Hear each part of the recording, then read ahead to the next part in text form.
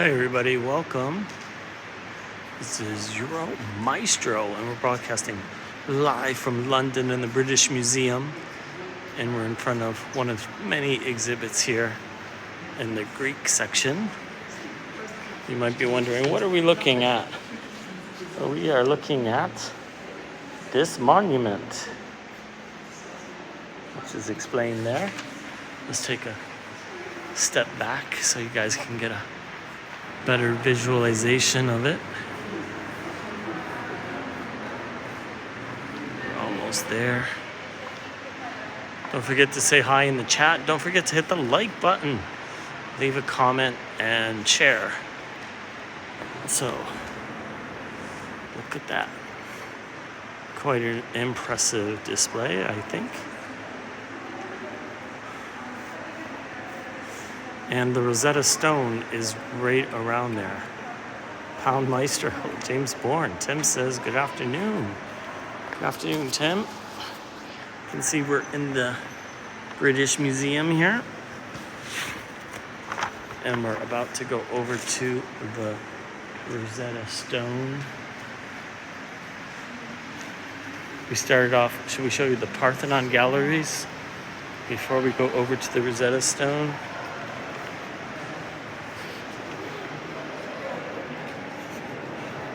So nice for the Greeks and all these different countries around the world to gift all these great archaeological treasures to the British Museum.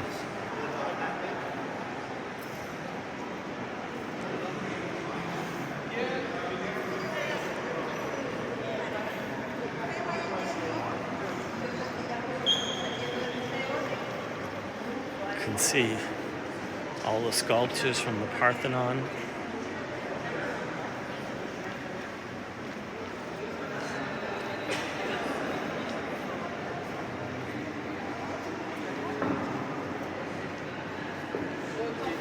Let's go over to the Rosetta Stone.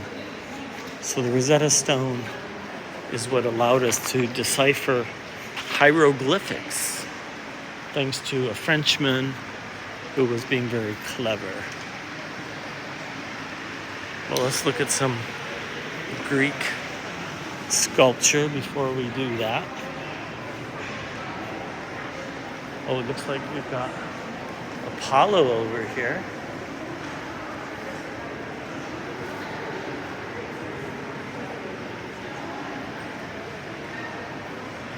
So what do you guys think? Is it a god? Or is it a man? Is it a god or athlete? This is how he stands proud, like he's just won a match. So look what we have here. So if you've seen my live streams from the Louvre, you're probably familiar with these. These are from the Palace of Sargon, built for Sargon II. So, Syrian king.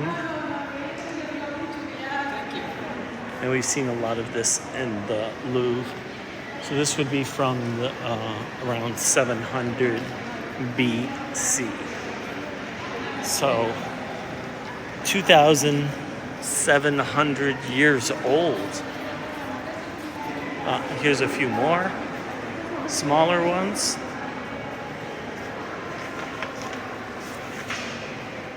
So we have some giant ones in the Louvre, of course. But here's the back of the Rosetta Stone. We'll try to get to the front. Looks like there's a little bit of a crowd though, but there it is, the Rosetta Stone.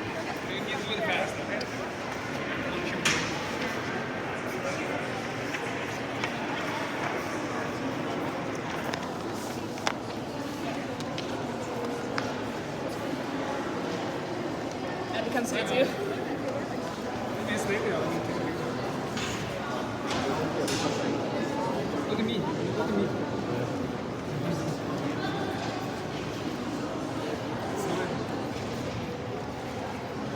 So you can see how useful this stone was for translating hieroglyphics. Yes, the Rosetta Stone, the key to deciphering hieroglyphics, because you had the same text written in 3 different types of scripts.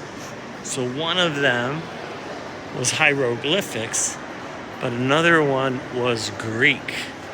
And since we know ancient Greek fairly well, didn't Napoleon's Egypt expedition find it originally, if I remember?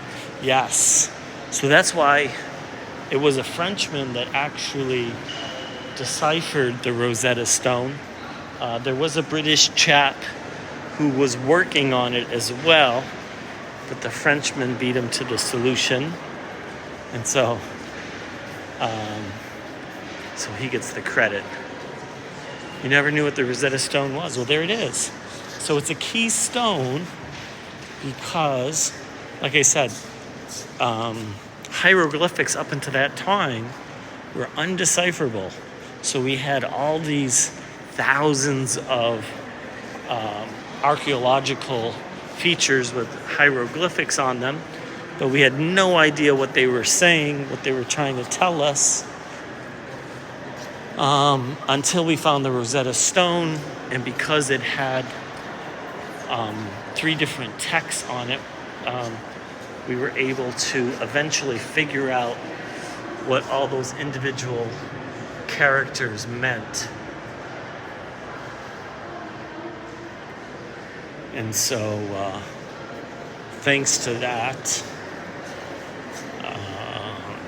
we can now read hieroglyphics and we know what they were talking about.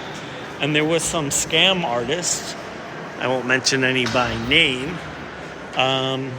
who in the 19th century claimed that before the Rosetta Stone, claimed that they could translate hieroglyphics, and they would translate it and tell us, this document says this, that, or the other thing. Of course, we had no way of knowing if they were, at the time, we had no way of knowing if they were right or wrong. But since then, since we now know hieroglyphics, we found out they were wrong. So they were completely wrong. They just totally.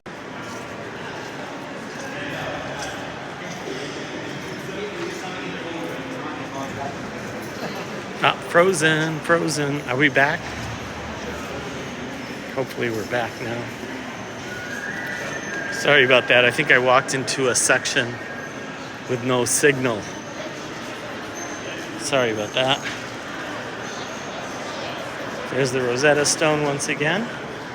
Let's go out into the main gallery here. They're going to be closing soon. See the birds flying on top of the roof there? So we're sort of in the main gallery now. Museums are horrible for this because of Wi-Fi. Yeah. Signal sometimes in the museum is not great. But so you can see sort of the more classical architecture on the outside, but the roof very modern. It's glass roof. Thanks for hitting the like button, guys. I appreciate that. I see some of you smashing that like button. That's always nice. So that's the British Museum. So they have a little bit of everything. Here I can show you. And let me show you a little summary of some of the things they have. We've got ancient Greece and Rome. Okay. There is a lot to see here. Roman Empire, ancient Cyprus. But then we got an Asian section, Japan, various periods throughout Europe, the Middle East, and then various themes as you see there. So the cool thing about the British Museum is the fee to get in. How much is it? It's free. So there's no charge for the museums in the UK. They do ask for and accept donations, but there's no charge, so you can just walk in for free. The Asian section is upstairs, so yeah, like Japan, if you want to go to Japan, you have to go up to the upper floor, so that is true. So there you go. It's pretty cool. So interestingly enough, museums are free, but you have to pay to go into churches. So if you want to visit a church, there is an admission fee.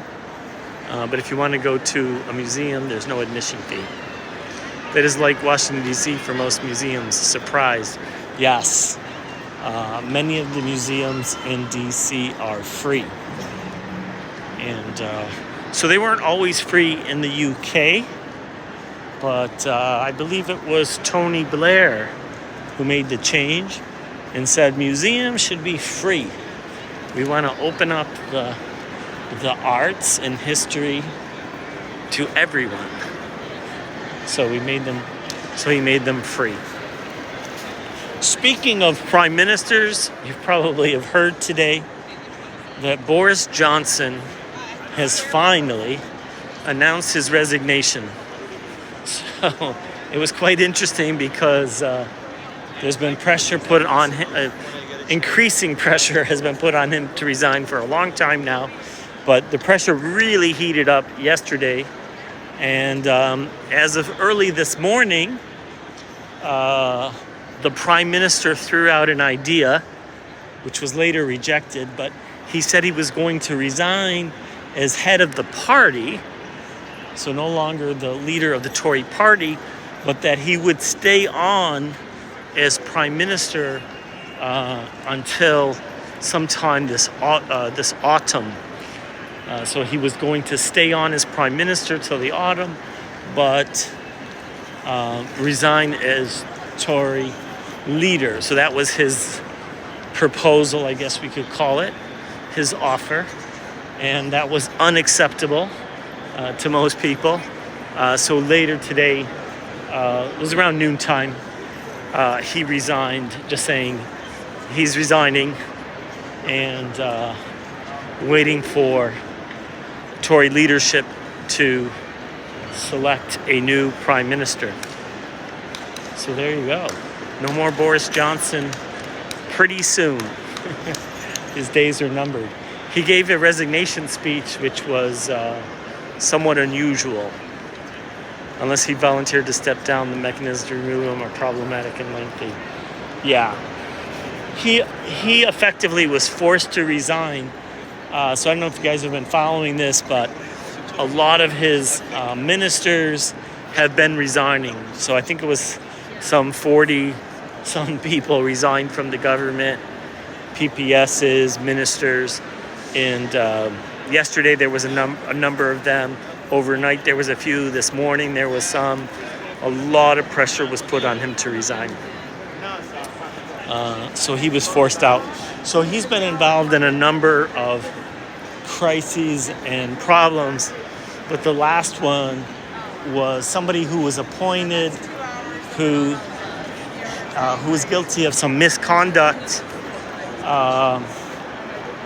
And what was subsequently found out was the prime minister knew about the misconduct at the time he made the appointment. Now, of course, typical Boris Johnson fashion, when he was first asked about this, he denied it. He said he had no knowledge, it's totally unacceptable, and he had no idea about this misconduct.